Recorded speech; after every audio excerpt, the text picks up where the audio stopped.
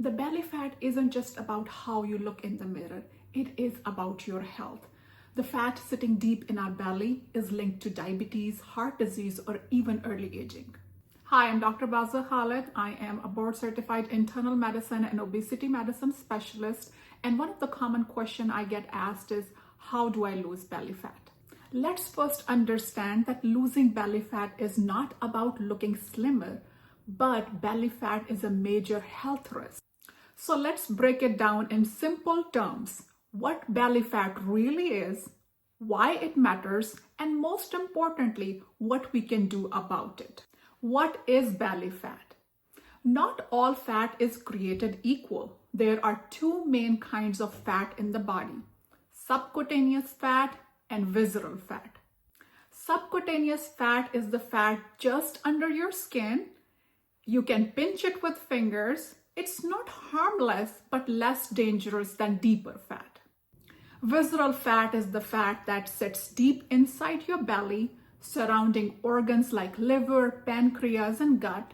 You cannot pinch it because this is deep fat, and this is the fat most strongly linked to health risks like type 2 diabetes, high blood pressure, heart disease, liver problems, and even some cancers.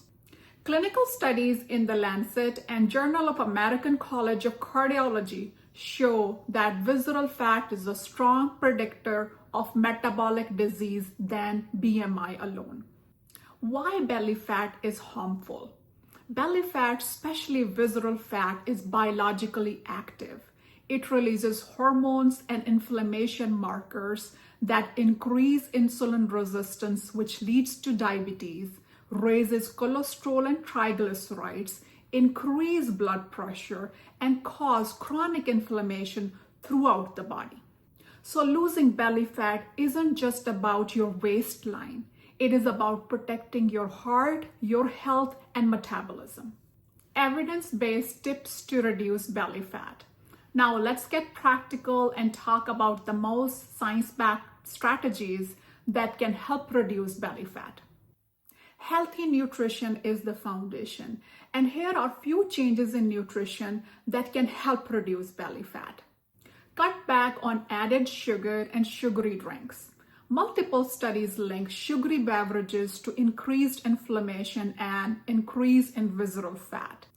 Think about replacing soda or juice with water, sparkling water, or unsweetened tea. Eat more protein. Protein helps with satiety and reduces cravings. Clinical studies show high protein diets preserve lean mass while reducing belly fat. Go for high fiber foods, especially soluble fiber. Fiber is found in oats, flax seeds, beans, legumes, vegetables. Research shows that soluble fiber slows digestion, improves gut health, and lowers belly fat over time. Choose whole foods and not ultra-processed foods. Processed foods are high in calories and low in nutrition, making fat loss harder. Portion control and mindful eating. Eating slowly and recognizing fullness helps prevent overeating. Exercise is essential. Prioritize aerobic exercise or cardio like running, brisk walking, cycling, swimming. Evidence shows that aerobic exercise is one of the most effective ways for reducing visceral or deep fat. Add resistance training. Resistance training builds muscle, which increases metabolism. Stronger muscles mean the body is better at burning fat, even at rest. Combine strength and cardio for best results. Studies show a combined cardio and strength training approach beats either one alone for belly fat loss. Let's talk about lifestyle factors that can help reduce belly fat. Get enough sleep. 8 is the magic number. Both the quantity and quality of sleep matters.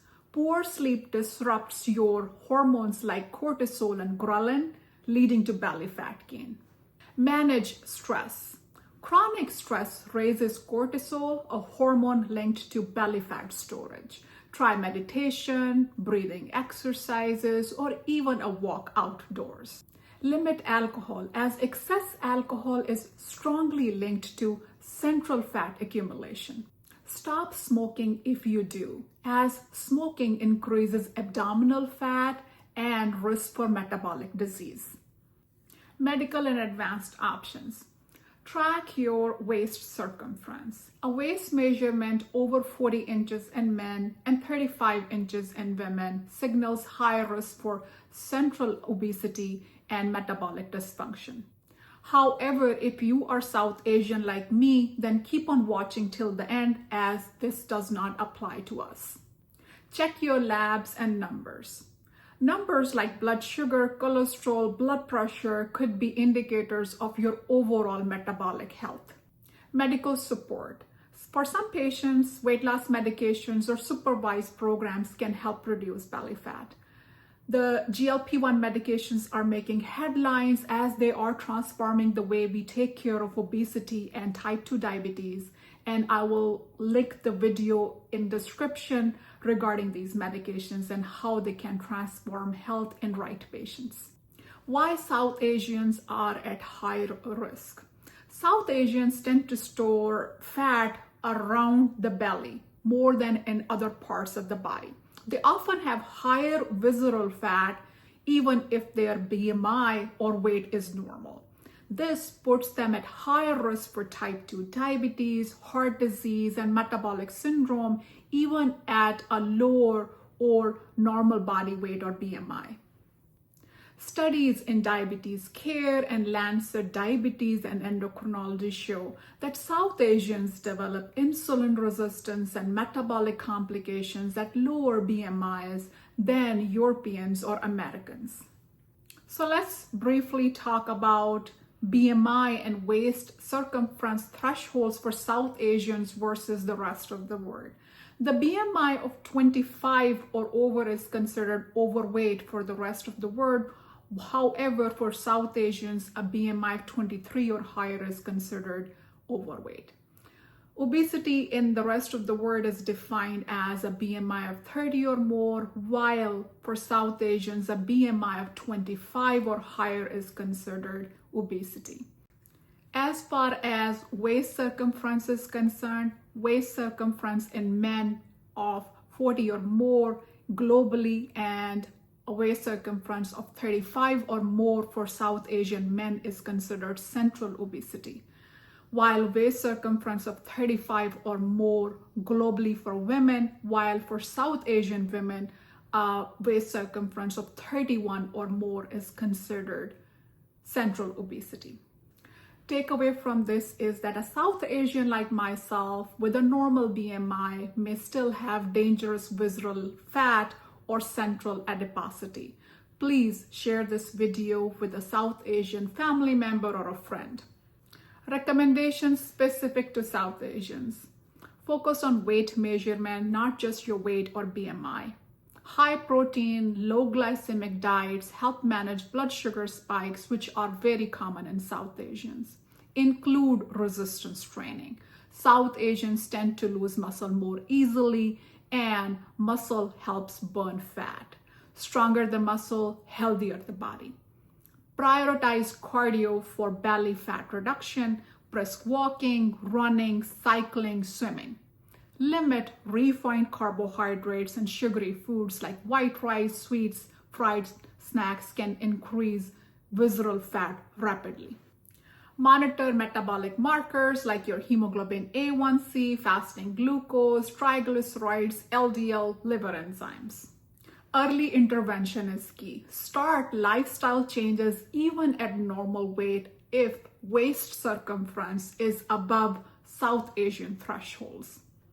Bottom line is, South Asians have stricter cutoffs and should have earlier lifestyle interventions to prevent metabolic disease. Belly fat is more dangerous in South Asians, even if overall weight seems okay. Let's now talk about how losing belly fat helps your health. Losing belly fat helps improve blood sugar control and lowers your risk for type 2 diabetes. It reduces your blood pressure and cholesterol and therefore protects your heart and brain. It decreases the risk for fatty liver disease, improves your sleep, energy, and quality of life. And yes, you'll feel often more confident and comfortable in your body. Belly fat isn't just a cosmetic issue, it is a serious health concern. But the good news is, with small, consistent changes in nutrition, exercise, sleep, and stress, you can reduce it and improve your health dramatically. I hope this video helped you understand belly fat better. If you found value, please hit the like button, subscribe for more, and share this with someone who needs it. Stay happy, healthy, and well.